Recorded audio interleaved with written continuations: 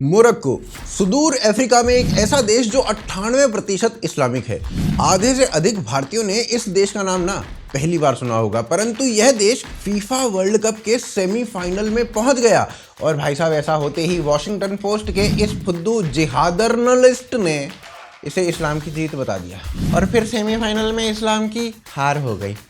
पर अब इस भाई ने ना ऐसा कुछ लिखा नहीं। वैसे लिखता भी कैसे, क्योंकि इलॉन मस्क ने भाई का अकाउंट उड़ा दिया, क्योंकि ये साला प्रोपेगेंडा करता था भारत के विरुद्ध कश्मीर पर। जब तक मोरक्को फीफा में खेल रहा था तो भैया उसका अर्थ था यूरोप के कई देशों में कुछ भी ठीक नहीं था।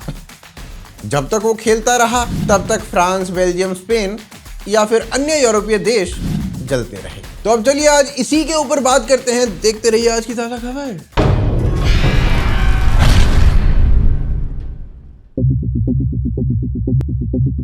अब ये चिलगोजे का बीज मोरक्को की जीत को इस्लामिक जीत बता रहा है। जर्मन का मुस्लिम प्लेयर ओजिल वो भी मोरक्को की जीत को इस्लाम की या उम्मा की जीत बता रहा है। कट्टर रोनाल्डो फैन तक मोरक्को के पुर्तगाल को हराने पर प्रसन्न थे, क्योंकि उम्मा की विजय हुई है। भाई साहब, राणा अयूब का हृदय ना पसीज गया मोरक्को के प्लेयर्स को स्टेडियम में नमाज पढ़ते देखकर। पर राणा अयूब मैडम एक बार कश्मीर फाइल्स देखने गई थी और वहां पर थिएटर में लोगों ने ना थोड़ा सा जय श्री राम के नारे लगा दिए थे, तो मैडम ना बिना फिल्म देखे भाग गई थी। उनको बहुत डर लग जाता है ऐसे ना। पर ये मोरक्को की जीत को पूरे इस्लाम की जीत क्यों बनाया गया? क्योंकि मोरक्को के जो प्लेयर्स थे वो इंस्टाग्राम पर लाइव कर रहे थे और उसमें वो अपनी जीत को अल्लाह की जीत बता रहे थे और उसके बाद लोगों को आह्वान कर रहे थे कि भाई कन्वर्ट हो जाओ। अल्हम्दुलिल्लाह, we reached the quarterfinals of the World Cup. Since Allah subhanahu wa ta'ala خلق المغاربة, never happened. And subhanallah, we just working always. Allahu Akbar. Allahumma salli wa sallim, and we destroy everyone. Bro, you know that when we said the Fatiha, bro, before the penalty, was the best feeling in my whole life. Tell all this not Muslims. Join us. Join the Islam. Join the Islam. Come to the Wallahi. good side. Come to the good side. Come to the peace. Come to the win. और इसीलिए सभी ने इसको उम्मा की जीत कहना प्रारंभ कर दिया। पर ना भाई साहब, प्रश्न ये है कि 11 लोगों के सेमीफाइनल में पहुंचने को आप उम्मा की जीत बता रहे हो और करोड़ों आतंकी हमले पर उस पर आप मौन रख लेते हो। उन्हें भी ऑन कर लो ना भाई साहब। ये कन्वर्ट करने का कीड़ा मात्र इन मोरक्को के खिलाड़ियों में नहीं है, ये हमने पाकिस्तान के खिलाड़ियों में भी देखा है। और मैच खेलते समय पाकिस्तानी खिलाड़ी अहमद शहजाद श्रीलंका के खिलाड़ी दिलशान को कह रहा था कि बेटा कन्वर्ट हो जाओ। जब उसने मना कर दिया तो शहजाद बोला जहन्नुम की आग में जलेगा तो जहन्नुम की आग में। देखो, also for the victory and Sri Lanka winning by 7 wickets through the Duckworth-Lewis rule. And I'll just explain to people why it is the Duckworth-Lewis rule. Because of the 48 overs and the rain interruption, it was 1 over was reduced and as such just slightly adjusted, didn't make much difference. जब से Qatar में FIFA world cup का प्रारंभ हुआ है, fans गए हैं वहां पर, तो सैकड़ों हजारों की संख्या में ना लोगों को इस्लाम में कन्वर्ट कराया जा चुका है। साला समझ में नहीं आ रहा है क्या फुटबॉल वर्ल्ड कप हो रहा है या दावा किया जा रहा है। पर बात कन्वर्जन तक रुक जाती तो फिर भी ठीक था। ये बात आगे बढ़ी। आज यूरोप के कई देश जल रहे हैं, उसे अगले अध्याय में देखते हैं।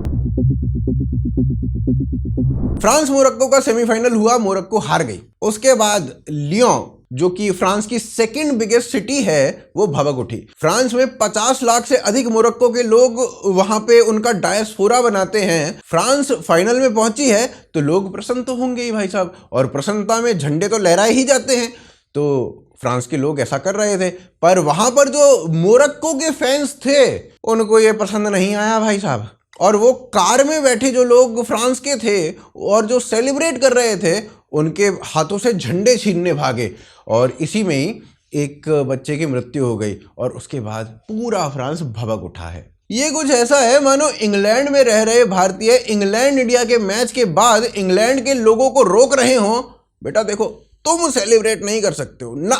No no no no no no no. Belgium में फ्रांस के लोग रह रहे थे और उन्होंने वहां पर फ्रांस के जीतने के उपरांत अपने घर पर फ्रांस का झंडा लहरा दिया। तो मोरक्को के लोगों ने जो बेल्जियम में रह रहे थे उन्होंने उस घर पर पथराव कर दिया।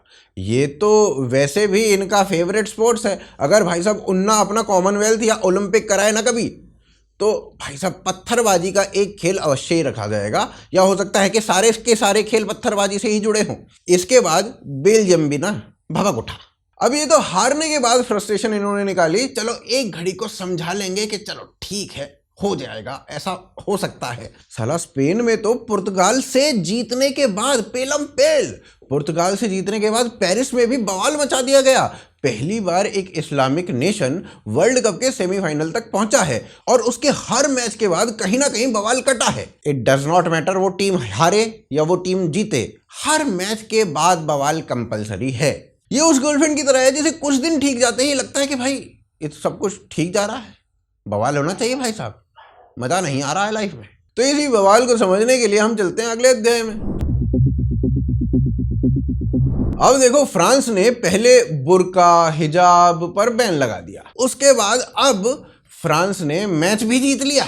अब देखो ये तो गलत है ना भाई साहब। मोरक्को के फैंस का तो गुस्सा लेजिटिमेट है, बिल्कुल लेजिटिमेट है। नहीं नहीं नहीं, ये मैं सरकाज़म में नहीं बोल रहा हूं, ये बहुत सारे मीडिया हाउस ने प्रेडिक्ट कर लिया था कि फ्रांस और मोरक्को के मैच के बाद कलेश होगा, रिजल्ट चाहे जो भी हो।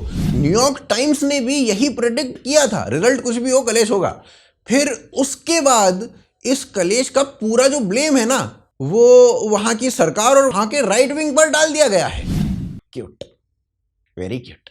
बात ना समझने की है कि ब्राजील हारी, कुछ नहीं हुआ, स्पेन हारी, कुछ नहीं हुआ, जर्मनी, जापान, पुर्तगाल, क्रोएशिया, इंग्लैंड सब हारे, कुछ नहीं हुआ। ऐसा क्या था कि मोरक्को हारी तो पूरा यूरोप भभक उठा? वो अब समझते हैं डेटा से। यूके में जो लोग जेल में है ना, उसमें से 18% एक मजहब को फॉलो करते हैं। यह आंकड़ा 2002 में 8% का था, जो कि 10 सालों में 10% से बढ़कर 18% हो गया है। फ्रांस के कुछ रिसर्चर्स और कुछ आंकड़े बताते हैं कि वहां की जेलों में 70% प्रिजनर्स जो हैं वो इस विशेष मजहब के हैं। पर वहाँ की जो गवर्नमेंट है वो ऐसी कोई रिपोर्ट निकालती नहीं है, तो आधिकारिक आंकड़े नहीं पता हैं। और वहाँ की जो दूसरी ऑर्गेनाइजेशंस हैं वो कहती हैं कि नहीं भाई 70% नहीं है, थोड़ा कम है। वो भी तब जब फ्रांस की टोटल पॉपुलेशन का जो मात्र 7.5% पॉपुलेशन है ना, वो इस विशेष मजहब की है। जर्मनी की जेलों में 20% बंदी इसी विशेष मजहब के हैं, और कई कई सिटीज़ में तो ये जो आंकड़ा है ना, ये 45-46% तक चला जाता है। स्वीडन में बलात्कार के कुछ केसेस हुए और उसमें से ना 60% विशेष धर्म के। डेनमार्क में 20% प्रिजनर्स इसी विशेष मजहब के। ऑस्ट्रेलिया में 9%, यूएसए में 9% रिप्रेजेंटेशन है इसी विशेष मजहब की जेलों में। वो भी तब जब यूएसए में पॉपुलेशन, जो मुस्लिम पॉपुलेशन है, वो मात्र 1% से भी कम है, और ऑस्ट्रेलिया में 2.5%। अब भाई फीफा में उम्मा की टीम खेलेगी तो ये जो लोग हैं ये कुछ ना कुछ तो करेंगी, चाहे हारे चाहे जीते।